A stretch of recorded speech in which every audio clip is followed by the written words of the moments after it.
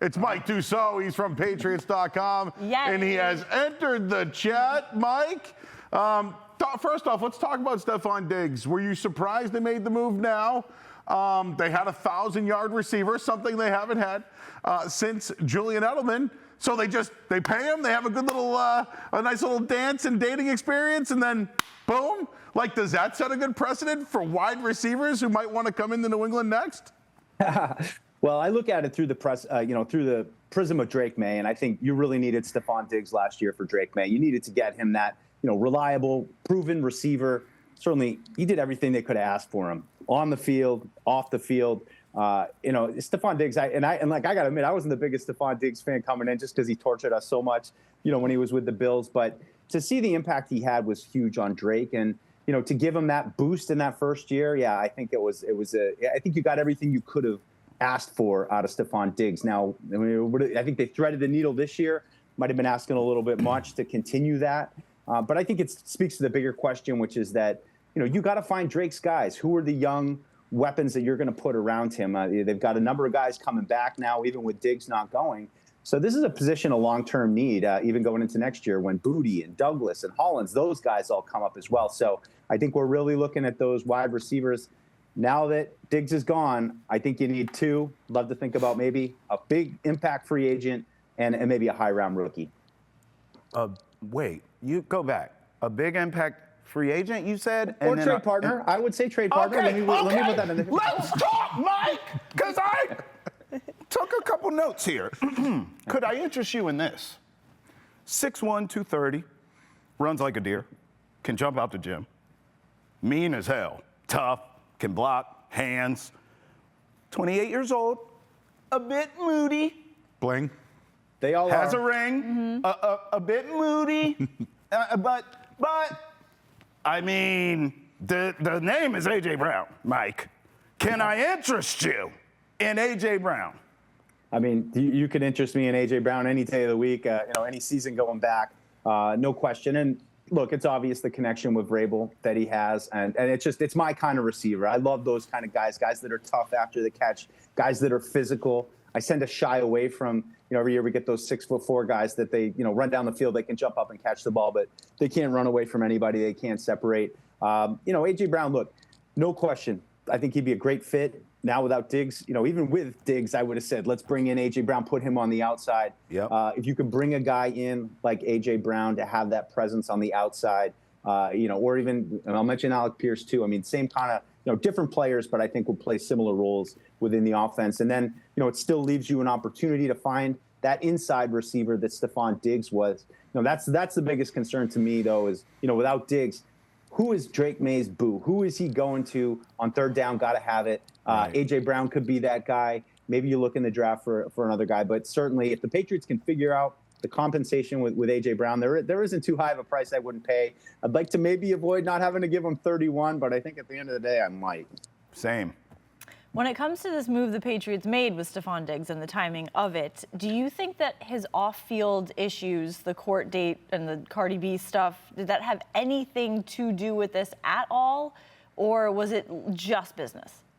Well, I think the timing of it is more about just the contract situation, and that they were going to have to make a decision on him regardless of what was, going on off the field. But, going back to what I said earlier, I think this whole season they kind of threaded the needle with him, both on the field and off the field. And, we're able to keep him, performing at a high level, through the regular season at least. And, then you started to see in the playoffs, he's getting more attention and things like that. So, look, I think you got to look at the full package with Stefon Diggs. And again, I just go back. I think for Drake May, it was a great move last year. And even for the receiving room, he and Mac Hollins came in, really changed the dynamic in there. You could feel it. And I was just so impressed with the leadership that Diggs brought. But, no question, there was some other stuff going on with him throughout the year.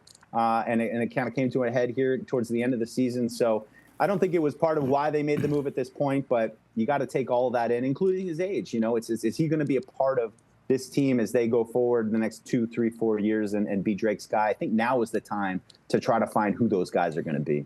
All right, Mike, maybe you can remind the audience, go back to the N'Keal Harry draft. Oh, no. There was N'Keal Harry, there was A.J. Brown, and there was Deebo Samuel. Oh. And maybe from what I gather was Debo Samuel and A.J. Brown might have been like having fun, and Bill Belichick might have thought that they were having a little too much fun and they weren't serious. Called his buddy Herm Edwards and said, "Hey, what's the scoop on N'Keal Harry?" Can you confirm that?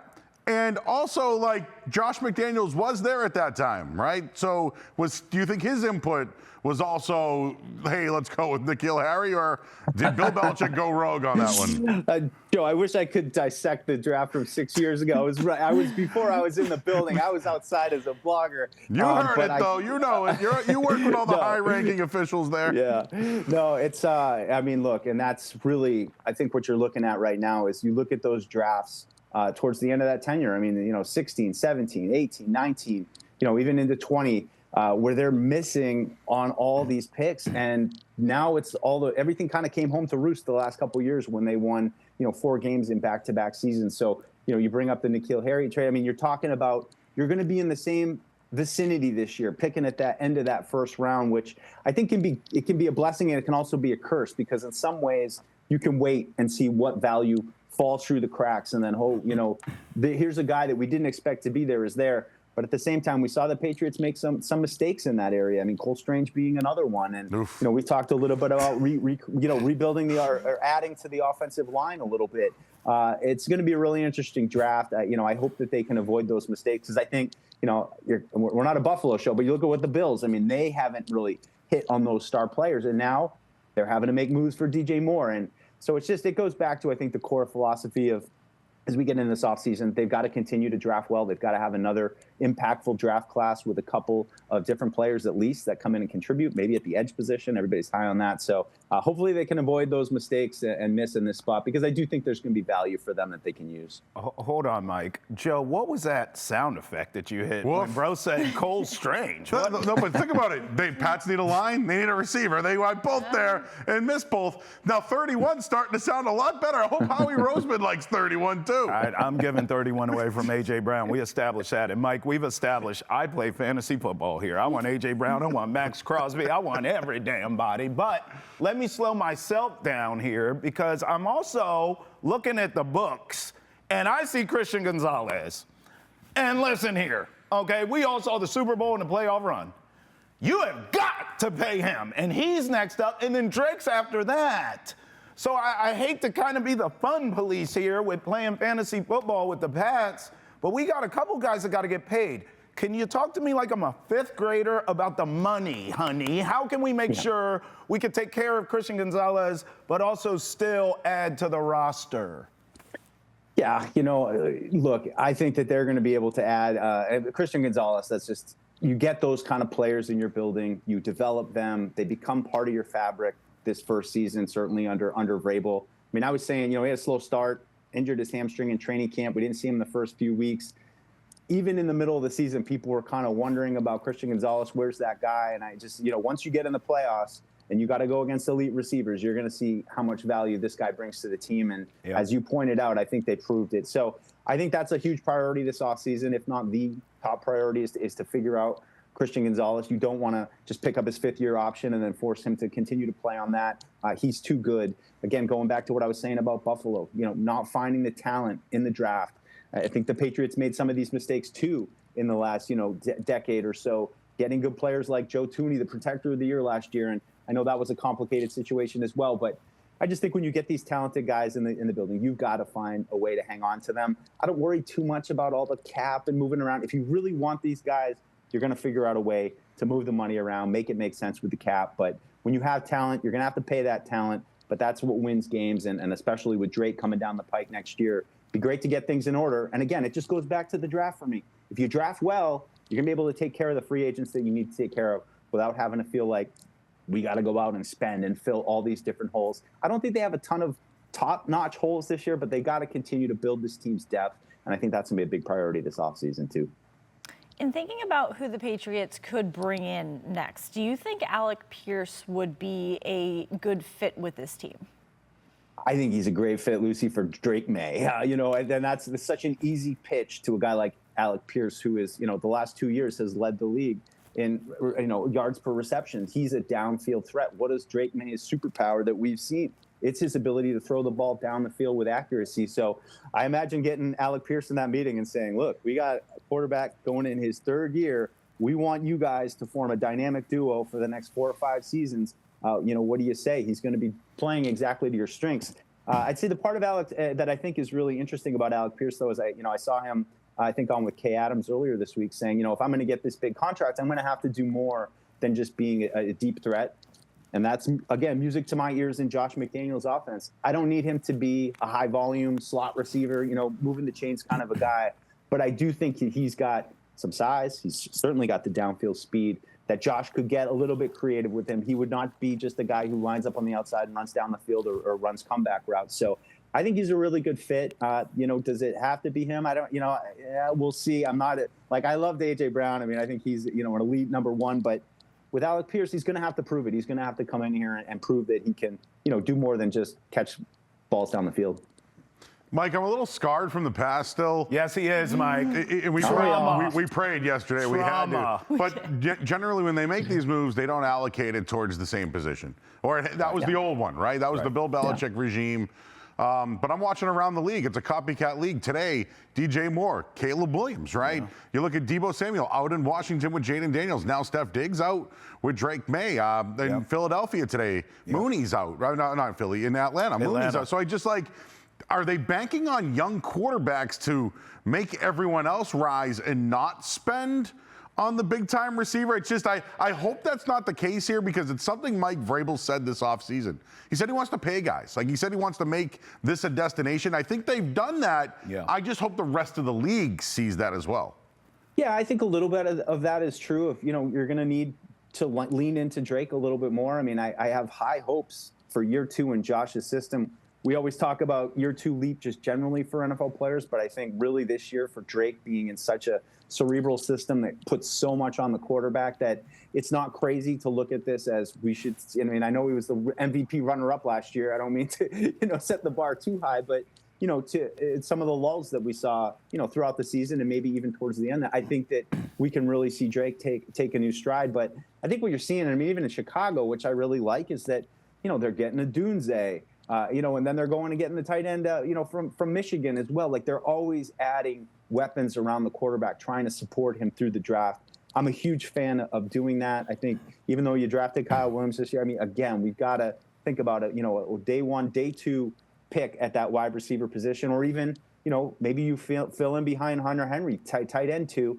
It's just tenuous with these wide receivers, and I think you're seeing teams saying, hey, if we can get out a year early before it starts to go bad with these guys around 30 and beyond, we're going to do it, especially when you are a team like Chicago, you've got a bunch of young weapons. Let's turn it over and not have to, go chasing things in free agency. Anytime you can do that, or, in Chicago's case, pick up a 2nd-round pick, you're starting to do it right. And I think when the Patriots were really humming, back in the mid-2000s with these kind of things where, they're getting comp picks, they're, casting out guys that you didn't even want for high-round picks. Those are the things. That's when you really are functioning as an organization at a high level. And I think the Patriots are still building to that, but it all is contingent on continuing to stack those pieces. And, maybe they're selectively aggressive in free agency. That's kind of the thing I've been saying this year is, you don't need a lot, but I think you need a handful, maybe 1 or 2, 3 talented players in free agency to fill some of the holes that they do have. Wide receivers, tight ends, oh my. Let's get in the trenches. Yeah. Hey, put on your Elliott Wolf hat. You watch Will Campbell. Are you comfortable at left tackle? Are you moving him to guard and looking at a left tackle? What are you doing to revamp the offensive line, Mike? Yeah, I'm going to sign a veteran left guard is what I'm going to do. Okay. I'm going to sign with good size, somebody who's experienced. I think that would, not only help Will Campbell in his 2nd season as they try to, figure out if he is going to be a long-term left tackle. Okay. But I like that particular move. I know that there's no easy fixes right now. You love Morgan Moses. You'd love to see Morgan Moses come back and play all the games like he did this year. They had to take steps going back to training camp, managing Morgan Moses to get that out of him. You like what Jared Wilson saw. Is he a left guard? I'm not sure. Center. But still center, so maybe he competes at center. But Evan Lazar, my colleague, came up with this early in the offseason, and I'm going to continue to stamp it. I love the thought of bringing in a solid left guard to throw in there to kind of stabilize things a little bit, because maybe it is Wilson that goes in at center, and now you've got a younger guy, so you want some more veteran presence along the offensive line. Maybe Bradbury holds him off.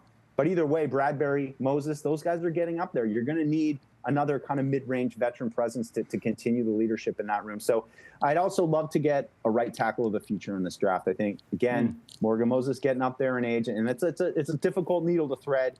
They had Marcus Bryant last year. Not sure what, how they view him exactly, but it's continuing to throw draft picks at that. But I think that's, when I talk about priorities in free agency, I'd put left guard, I'd put edge, maybe a tight end, although I'm okay going into into the draft for that one.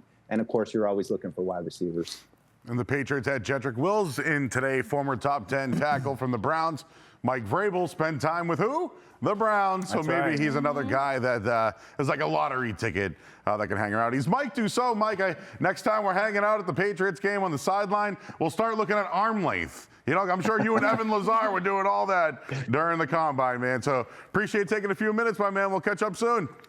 Thanks, guys. Appreciate it. Thank you, Awesome. He's Mike. Mike Dussault, Patriots.com. He had me at A.J. Brown. He agreed with me. I'm cool. Trav, he also liked Alec Pierce. So He did. Maybe right. they get we'll them see. both. Maybe. All right, well, we got what's trending coming up next. Don't forget, get the latest live Boston sports headlines along with your daily dose of trending sports and social topics every weekday on Boston's Enter the Chat. Catch us live, 4 p.m. on Nesson every Monday through Friday. Woo.